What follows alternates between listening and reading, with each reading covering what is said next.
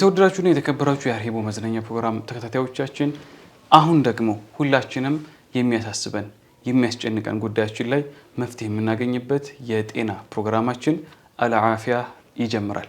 እንግዲህ በየቤታችን ቅር ያስባለን አመመኝ መፍትሄ አጣሁለት እንደዚህ ሆንኩኝ ብለን የምናስበው የተለያዩ ሐሳቦች ይኖሩናልና ከታች ስልክ አስቀምጠናል። በዚህ ስልክ እየደወልን የጤና እክሎችን ልታማክሩን ትችላላችሁ። እኛም ደግሞ የተለያዩ የጤና ባለሙያዎችን እየጋበዝን ለጤና እክሎ መፍትሄ እየሰጠን እንገኛለን። ዛሬም እንደተለመደው እህታችን ማኢዳ የአልዓፊያ ፕሮግራም ይዛልን መታለች። አብራችሁን ቆዩ።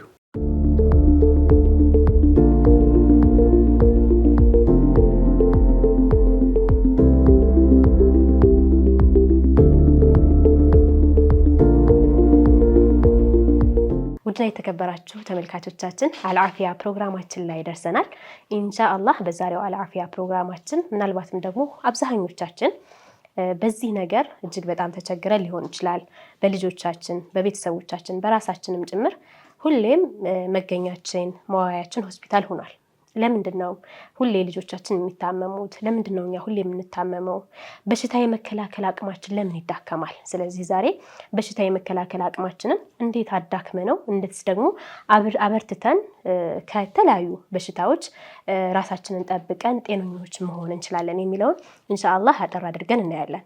እንግዲህ እኛ ሰዎች አላሁ ተባረከ ወተዓላ ሲፈጥረን የሚጎዱን ነገራቶች እንዳሉ ሁሉ ለሚጎዱን ነገራቶች ደግሞ የሚከላከሉልን አንዱ ፋይት አድርጎ ወይም ደግሞ ተዋግቶ መድኃኒቱን ከችግሩ ጋር ነው አላህ የፈጠረው።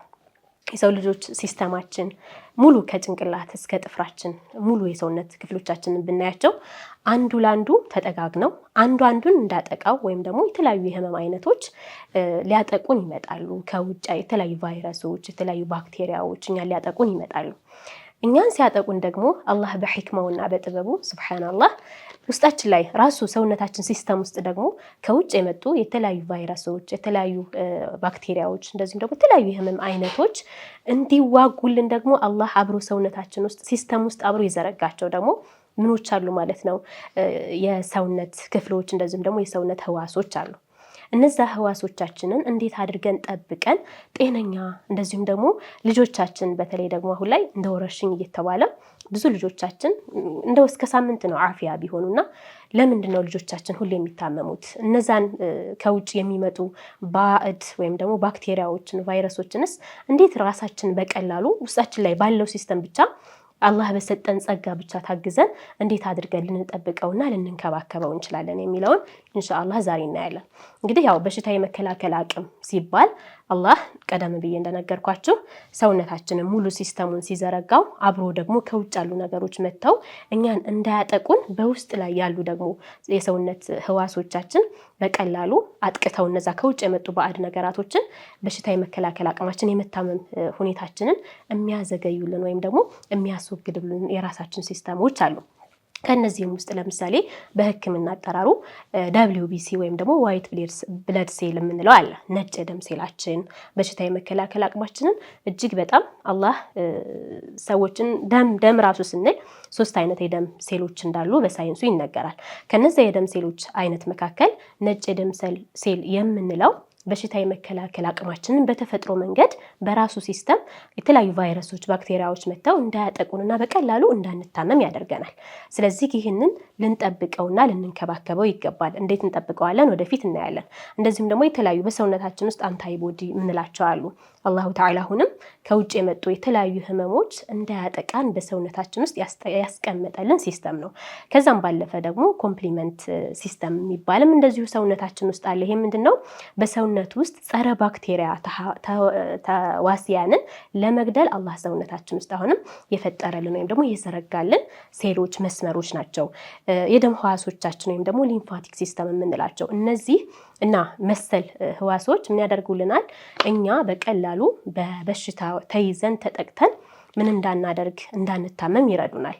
ሁላችንም በአይናችን ማናያቸው እጅግ በጣም ብዙ ባክቴሪያዎች አሉ፣ እጅግ በጣም ብዙ ቫይረሶች አሉ። ከባቢያችን የምንኖርበት የአየር ንብረት በተለያዩ ነገሮች ይበከላል። በተለያዩ ነገሮች ንጹህ አየር እንዳናገኝ እንደረጋለን።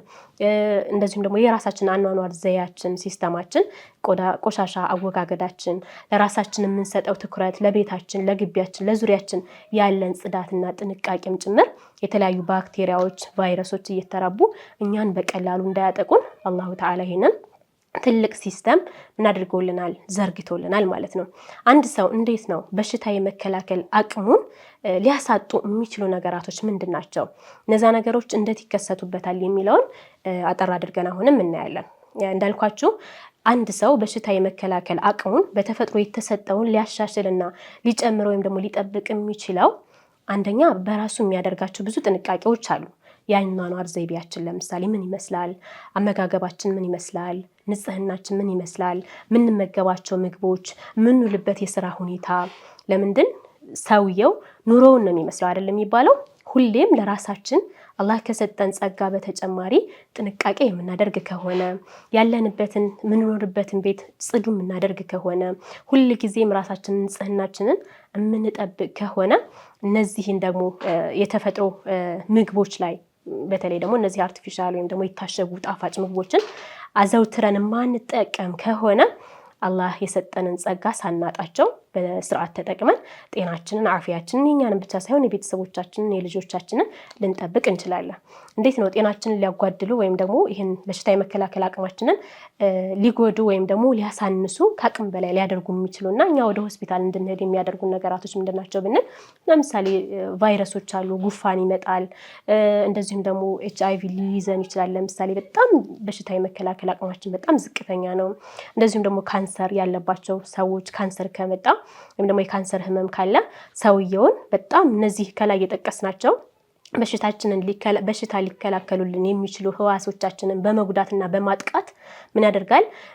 በቀላሉ ሆዳችንን ልንታመም እንችላለን። በቀላሉ ጉንፋን ሊይዘን ይችላል። በቀላሉ በቃ ጤናችን በሙሉ ይረበሻል። የሰውነታችን ክፍሎች በቀላሉ ይቆጣሉ ወይም ደግሞ ምቾት አይሰማቸውም፣ ምቾታቸውን ያጣሉ። እንደዚሁም ደግሞ በጣም ሁላችንም ትኩረት ልናደርግበት የሚገባው ነገር ምንድነው? አብዛኛውን ጊዜ ትንሽ ራስ ምታት ሊያመን ይችላል ወይም ደግሞ ጨጓራዬን አመመኝ ልንል እንችላለን ወይም ደግሞ ወባ አመመኝ ልንል እንችላለን። ለተለያዩ ህመሞች የምንወስዳቸው ማስታገሻዎች ከሁሉም በላይ ጤናችንን ይጎዳሉ። በምንም ታሪክ በምንም ተአምር ያው አላህ የሰጠን መድኃኒቶች አሉ በተፈጥሮ አይደለም። ለምሳሌ ነቢያችን አለይሂ ሰላቱ ወሰላም ሐበቱ ሰውዳን ወይም ደግሞ ጥቁር አዝሙድን በምን መልኩ አስቀምጠውልናል? ከሞት ውጭ ለሁሉም ነገር መድኃኒት ብለውናል አይደለም። ይህንን እኛ ከ1400 ዓመታት በፊት አውቀናል። ነገር ግን ሳይንቲስቶች አሁን ላይ መጥተው ጥቁር አዝሙድ እውነትም ከሞት በስተቀር ለሁሉም ህመም ፈውስ ነው ይላሉ። ነገር ግን እኛ ወደዛ አይደለም ድናችን ወደ አስቀመጠልን ወይም ደግሞ በጎናችን ባለንበት ሁኔታ በቀላሉ ስለምናገኘው ፍሬ ምንም አይነት ገንዘብ ስለማናወጣበት በጣም ርካሽ ገንዘብ ካወጣንበት ስለዛ አይደለም እንሮጠው። ሮጠን የት ነው? ፓራስታሞል ለመውሰድ፣ ፓናዶል ለመውሰድ፣ እንደዚሁም ደግሞ አይቡፕሮፊን ለመውሰድ የተለያዩ የህመም ማስታገሻዎችን ለመውሰድ ይቀለናል። ለልጆቻችንም ቀጥ ብለን ዝም ብለን ሄደን ፋርማሲ የተለያዩ መድኃኒቶችን ሳይታዩ ሳይታከሙ የተለያዩ ምርመራዎች ሳይደረጉላቸው በራሳችን በዘፈቀደ ልጄን እንደዚህ አሞታል፣ ልጄን አስሎታል፣ ልጄ ተኩሷል፣ ልጄ ጸባዩ ተቀይሮብኛል ወይም ደግሞ የሆነ ነገር እያደረግን ራሳችንም ጭምር ምን እናደርጋለን? በሕክምና ተረጋግጦ ይሄ ህመም አለባችሁ ተብሎ ያልተነገረንን በሽታ ወይም ደግሞ ህመም ለማከም የተለያዩ ማስታገሻ መድኃኒቶችን እንወስዳለን። ይሄ ግን ጤናችንን ከእለት ከእለት እየጎዳብን እንደዚሁም ደግሞ በሽታ የመከላከል አቅማችንን ዝቅ እያደረገው ከዛም አልፎ ደግሞ ለነዛ ለበሽታ ለማስታገሻዎች መድኃኒቶች ጥገኞች ሆነን ሁሌ እነሱን ካላገኘን በጭራሽ ህመሙ ሊታገስልን አይችልም። እንደውም ደግሞ አዳፕት ሆኖ ጭራሽ መድኃኒቶችን ተለማምዶ ማሻሩ ቀርቶ እንደውም ህመማችን ሊበረታ ሁሉ ይችላል። ስለዚህ አላስፈላጊ የሆኑ እንደዚሁም ደግሞ በሕክምና ያልታዘዙልን መድኃኒቶችን ከመውሰድ ራሳችንን መቆጠብ ይጠበቅብናል። በተለይ ደግሞ ለልጆቻችንም ጭምር ማለት ነው።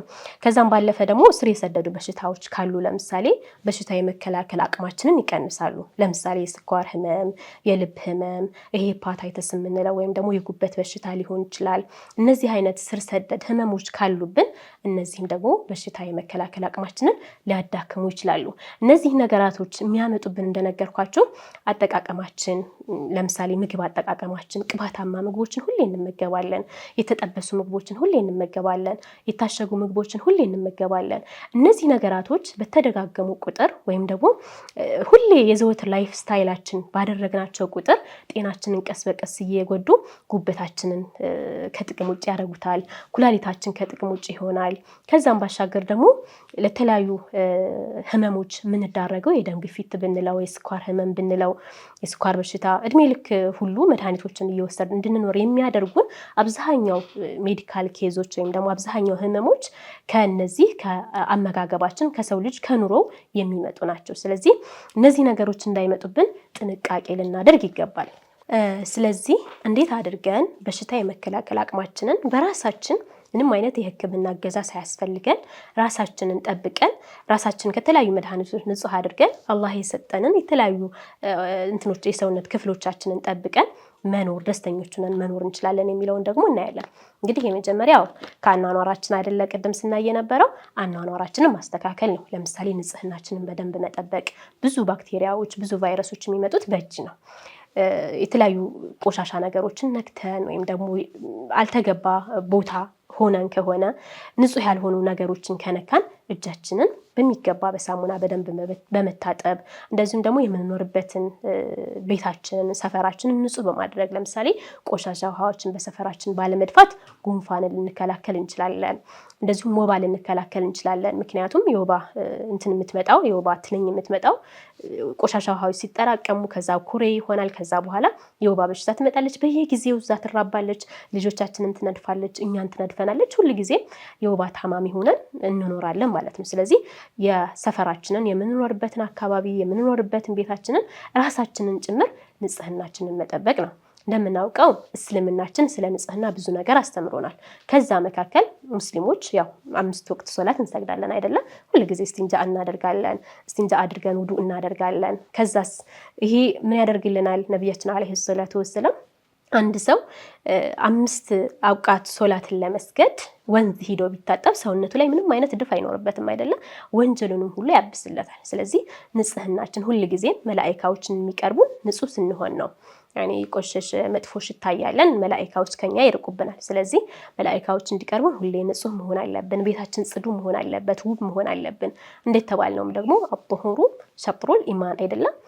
ጣሃራ ማለት የኢማናችን ግማሽ ነው። ስለዚህ ሁልጊዜም ንጹህ መሆንና ውቦች መሆን በዚህ መታወቅ ቤተሰባችንን ሙሉ ጽድት አድርገን ማኖርና መያዝ በሽታ የመከላከል አቅማችንን ከሚጨምሩ የመጀመሪያው ግንባር ቀደሙ እሱ ነው። ሌላኛው ደግሞ ያው ብዙዎቻችን እንዘነጋዋለን፣ በቂ ውሃ መጠጣት።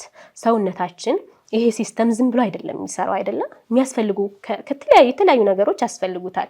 ከነዛ ከሚያስፈልጉ ነገራቶች መካከል ዋናውና ትልቁ ልንዘነጋው የማይገባው በቂ ውሃ ማግኘት አለበት ሰውነታችን። ከተቻለ ደግሞ ምንጠጣውን ውሃ ለብ ብናደርገው፣ ሞቅ ያለ ውሃ ብንጠጣ ደግሞ ዘርፈ ብዙ እጅግ በጣም በብዙ የሚቆጠሩ ጥቅሞችን ለብ ያለ ውሃ የጤና ጥቅምን ይሰጠናል። በሳይንስ የሚተረጋገጠ ነው። እንደዚሁም ደግሞ ፕራክቲካሊ ዴይ ቱ ዴይ ላይፋቸው ላይ የሚተገብሩ ሰዎችም የሚመሰክሩለት ነውና ሁልጊዜም ጧት ስንነሳ ለምሳሌ 1 ብርጭቆ ለብ ያለ ውሃ ጠጥተን ከዛ ከ30 ደቂቃ በኋላ ምግባችንን የምንበላ ከሆነ የምንበላው ምግብ ጨው ያልበዛበት ቅባት ያልበዛበት ከሆነ የምርም ጤንነታችንን እንጠብቃለን።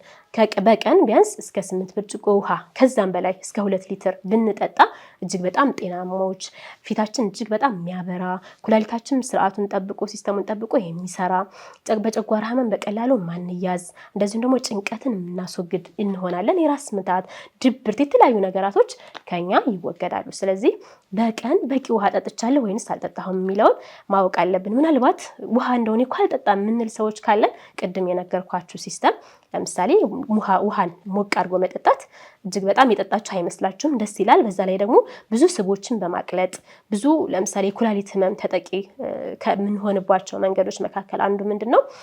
ጨው እናበዛለን፣ ስብ እናበዛለን። ያ ምን ይሆናል? ራሱ እንትን ያደርግና የሽንት ቱቦችንን በመዝጋት የኩላሊት ጠጠር እንዲፈጠር ያደርጋል አይደለ?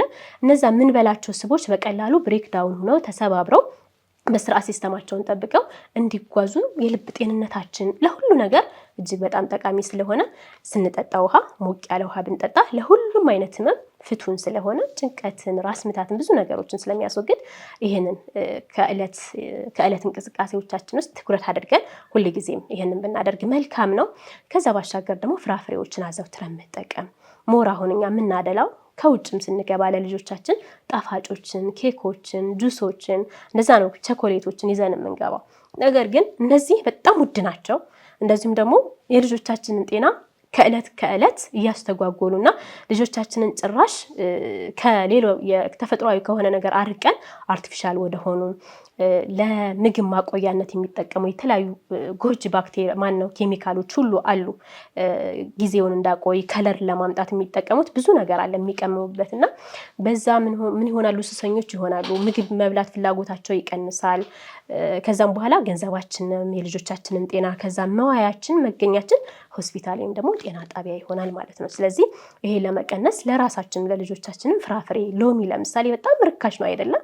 አንድ ኬክ 50 ብር 70 ብር ከምንገዛ አንድ ፍሬ ሎሚ በ10 ብር ገዝተን ከዛ ለብ ባለ ውሃ ውስጥ ትንሽዬ ማር ጠብ አድርገን ሁሉ ጊዜ ብንሰጣቸው በቀላሉ በጉፋን እንዳይጠቁ እነዚህ የእንትን ህመሞች የመተንፈሻ አካላት ህመሞች በቀላሉ እንዳያጠቃቸው ከዛስ ነጭ ደም ሴላቸውን ከፍ በማድረግ በመጨመር ጉፋን እንኳን ሊይዛቸው ቢይዛቸው እንኳን መድኃኒት ሳያስፈልጋቸው ወደ ሕክምና ቦታ ሳንወስዳቸው ቶሎ ብለው ከህመማቸው እንዳገግሙና እንዲድኑ ጎበዞች እንዲሆኑ ጭራሽን ቦታ እንዳይሰጡት ያደርጋቸዋል ማለት ነው። ስለዚህ ብርቱካንን ይመስል ሎሚን ይመስል ዝንጅብል ሻይ ደግሞ እንደዚሁ ሳናበዛ መጠጣት ከዛም የፐርሲሊን ቅጠል ወይም ደግሞ የድንብላል ቅጠል የምንለውን እሱንም እንደዚሁ ብንጠቀም ምግባችን ውስጥ ነጭ ሽንኩርት ብናካትት እጅግ በጣም ጤናማ የሆነ የሰውነት አቅማችንን እንገነባለን ማለት ነው።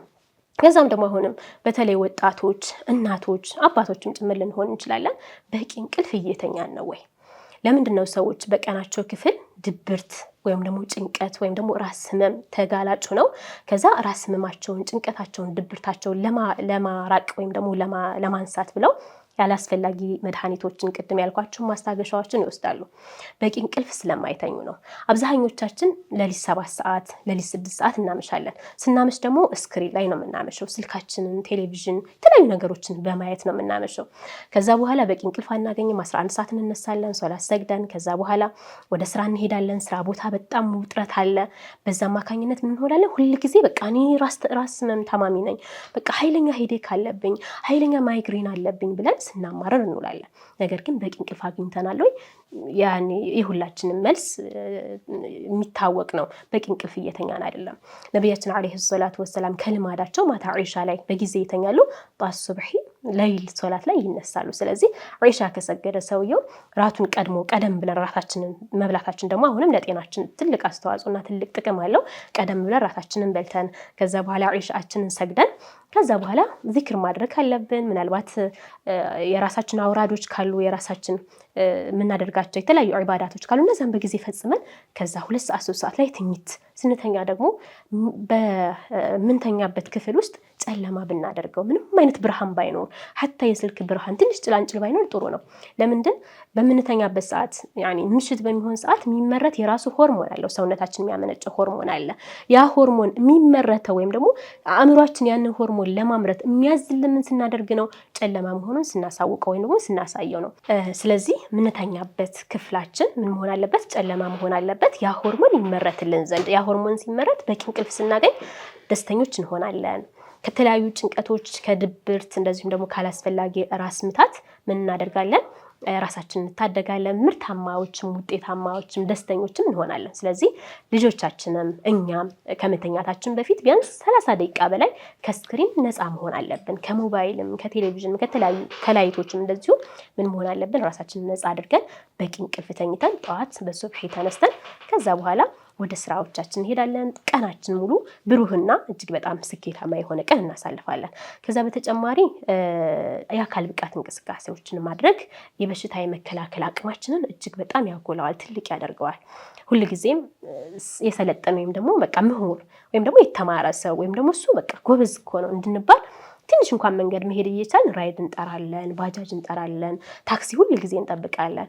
በቀን ቢያንስ ከ30 ደቂቃ እስከ 30 ደቂቃ የሚደርስ የእግር ጉዞ ወይም ደግሞ የእግር እርምጃ ማድረግ አለብን። ሌሎች አካል ብቃት እንቅስቃሴዎችን መስራት እንኳን ባንችል አኪድኛ ሶላት እንሰግዳለን። 5 ወቅት ሶላት በምንሰግድበት ሰዓት ሙሉ የሰውነት ክፍሎቻችን ከጭንቅላታችን ጀምሮ እስከ እግራችን ያለው የደም ዝውውራችን በጣም ብዙ ጥቅም አለው። ሶላት ራሱን የቻለ ስጁድ በምናደርግ ሰዓት፣ ሩኩዕ በምናደርግ ሰዓት እንደዚህም ደግሞ ቅያም ላይ ያለን አላህን በማውሳታችን ብዙ ነገር እናገኛለን፣ በሶላት እንቅስቃሴያችን ሁሉ ማለት ነው። ስለዚህ በቀን ቢያንስ የተወሰነ ደቂቃዎችን የእግር ጉዞ ማድረግ እንደዚሁ ለጤናችን ትልቅ አስተዋጽኦ አለው።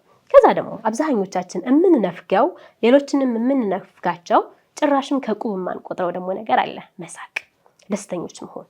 መሳቅ በሽታ የመከላከል አቅማችንን ለመጨመር እጅግ በጣም ትልቅ አስተዋጽኦ አለው። አንድ ሰው በሚስቅ ሰዓት የሚመረት ሆርሞን አለ። ያ ሆርሞን ምን ያደርገዋል? ለአእምሮ ደስተኛ እንደሆነ ይነግረዋል። ከዛ በኋላ በሽታ የመከላከል አቅማችንን በቀላሉ ያሳድግልናል፣ ይጨምርልናል። ደስተኞች እንሆን፣ እንሳቅ ማለት ነው። ልጆቻችንም እንደዚሁ ደስተኞች ለማድረግ ለማሳቅ እንሞክር። ከዛ በተጨማሪ ለራስ ጊዜ መስጠት አንድን ሰው ጤናማ ከሚያደርገው ነገራቶች መካከል ሁልጊዜ ቢዚ ከሆን፣ ሁልጊዜ በስራ ከተወጣጠር፣ ሁልጊዜኛ በቃ ምንም አይነት ራሳችንን የምናዳምጥበት ወይም ደግሞ ከራሳችን ጋር የምናወራበት ጊዜ ከሌለን ምን እንሆናለን? እንጨናነቃለን። ስለ ራሳችን ግድ አይሰጠንም። ራስን ማድመጥ ወይም ደግሞ ከራስ ጋር መሆን ማለት እኔ ከጌታዬ ጋር ምን ያክል ትስስር አለኝ፣ ምን ያክል ወደ አላህ የሚያቀርቡ ስራዎችን ሰርቻለሁኝ፣ ለሰዎች ምን ያክል ጥሩ ሁኛለሁኝ፣ ለራሴ ምን ያክል ጥሩ ሁኛለሁ። ስለዚህ ከራሳችን ጋር በምንሆንበት ሰዓት ምን እናደርጋለን ማለት ነው? ብዙ ነገሮችን ማድመጥ፣ ብዙ ነገሮችን ማስተካከል፣ ለብዙ ነገሮች ጊዜ መስጠት፣ ለብዙ ነገሮች ደግሞ እንደዚሁም መድኃኒቶቻችንን ምን እንደሆኑ ህመሞቻችን መለየት እንችላለን ማለት ነው። ይህንን ለራሳችን ጊዜ ሰተን ጥሞና ሰተን የህይወት ወይም ደግሞ የህይወት ጣዕምን ወይም ደግሞ የመኖር ጣዕምን ማግኘት እንችላለን ማለት ነው። ሌላኛውና ሁላችንም ያው ሳንዘነጋ እንደዚሁም ደግሞ ትኩረት ሰተን ማድረግ ያለብን ዋናው ነገር ትልቁ ነገር ምንድነው? ለሁሉም ለጤናችን ትልቁ መሰረታችን ድናችን ላይ ጠንካሮች መሆን። በሚጨንቀን ሰዓት፣ በምንደበር ሰዓት እንደዚሁም ደግሞ ቀናችን የተበላሸ ነው ወይም ደግሞ ጥሩ ቀን አይደለም ብለን ካሰብን ከአላህ ከጌታችን ጋር ሐጃችንን የምንነግርበት ጊዜ ሊኖረን ይገባል። ዚክሮችን ማድረግ ይገባናል። ቁርአን መቅራት ይገባናል። ለየትኛውም ጭንቀት፣ ለየትኛውም ድብርት፣ ለየትኛውም ህመም ቁርአን ፈውስ ነው አይደለም? ይሄ ከድናችን የተማርነው ነው። ስለዚህ ቁርአን መቅራት የምንችል ሁሉ መቅራት፣ ካልሆነ ቁርአን መስማት ጭንቀታችን ይሄዳል። ሐቂቀተን ይሄ ራስ ምታት፣ ድብርት፣ ጭንቀት የተለያዩ ነገሮች ካሉበት ቁርአን መድኃኒት ነው። ከቻልን እንቀራለን፣ ካልቻልን ደግሞ ቀርተንም እንደዚሁ ትፍታውን ትፍትፍ ብለንበት ትንፋሻችንን 7 ጊዜ ፋቲሃን ቀርተን ሱረቱል ኢኽላስን እንደዚሁም ደግሞ ሙዓዊዘተይኖችን ሁሉ እየቀራን እነዛን ብንጠጣ ራሳችንን ታመምን ተጨናነቅን የሚባለው ይጠፋል ማለት ነው። ስለዚህ ለማንኛውም ለጭንቀት በሽታ የመከላከል አቅማችንን ከሚቀንሱ መካከል አንዱ ድብርት፣ ጭንቀት በምንጨናነቅበት ሰዓት፣ ፍሪ በማንሆንበት ሰዓት ሰውነታችን ይጨናነቃል። ስለዚህ ያንን ለማሳደግ ሁልጊዜ ድብርትን የምናስወግድበት ትልቁ መንገድ ዚክሮችን በማለት ሶላዋት በማብዛት ቁርአን በመቅራትና ከአላህ ጋር ያለንን መልካም ትስስር በማሳመር ነው። ስለዚህ ኢባዳችን ላይ እንጠንክር። የዛሬው የአልዓፊያ ፕሮግራማችን ይህንን ይመስል ነበረ። እንደ መጨረሻ እንደማሳረያ እንግዲህ ሁላችንም ጤናችንን ለመጠበቅ ማንፈልግ ያለን አይመስለኝም። ስለዚህ ከፈለግን ጤናችንን ከፈለግን ወጭን ከፈራን ከሆስፒታል ቤታችን እንድንል ከፈራን ከሰው ሰራሽ ይልቅ ተፈጥሯዊ ነገሮችን እንዳልኳችሁ ሐበቱ ሰውዳ ዘይቱን እንደዚሁም ደግሞ ፍሬውንም መጠቀም ለሚያመን ብስሚላህ ብለን ራሳችንን ከታመምን ሁልጊዜም በሐበቱ ሰውዳ ብናሸው እንደዚሁም ደግሞ ዘይቱን ወይም ደግሞ የወይራ ዘይት አለ በሱ ብናሸው እሱን ብንቀባ ምንም ሳይቆይ ህመማችን ከኛ ይወገድልናል። ሐበቱ ሰውዳን ሁልጊዜም ጠዋት ሻይም ስንጠጣ ያለ ስኳር፣ ቡናም ስንጠጣ ያለ ስኳር ጠብ እያደረግን እንጠጣ። ኢንሻአላህ በአላህ ፈቃድ ምን እንሆናለን? አፊያ እንሆናለን። ጤናችን ይጠበቃል ማለት ነው። ጤናችን ተጠብቆ ደግሞ አላህን መዘንጋትና መርሳት የለብንም። ሁልጊዜም ከአላህ ጋር መልካም ባሮች ሆነን መገኘት አለብን። አላህ ሙሉ ጤናችንና አፊያችንን ይስጠን። የዛሬው አላፊያችን ይህን ይመስል ነበረ። ሀሳብ አስተያየቶቻችሁን እንደተለመደው ምናልባት በቀጣይ ሳምንት ደግሞ እንድናነሳው የምትፈልጉትን ርዕስ ካለ ከታች ባለው ስልካችን ልታደርሱን ትችላላችሁ። አላፊያችን እዚህ ጋር አልቋል። ቀሪ ፕሮግራሞቻችን ይቀጥላል።